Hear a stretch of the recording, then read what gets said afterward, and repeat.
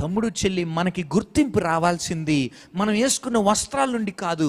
మనకి గుర్తింపు రావాల్సింది మనకున్న ధనం దగ్గర నుండి కాదు. మన గుర్తింపు క్రీస్తుని ఎరిగిన బిడ్డలమై ఉన్నాం. క్రీస్తు మన కొరకు సిలువలో మరణించి 3వ రోజు తిరిగి లేచి మనల్ని నీతిమంతులుగా చేశాడే, అదే మన గుర్తింపు. ఈ లోకం చూసినట్లుగా మనం ధనాన్ని ఎప్పుడు కూడా చూడకూడదు. లేఖనాలు ప్రకారంగా చూడాలి. We need to be influenced through scripture. We need to be influenced by the scriptures. మనం లేఖనాలు చేత మనం ప్రభావితం చెందబడాలి. మనం ఇప్పటి వరకు 2 విషయాలు నేర్చుకున్నాం.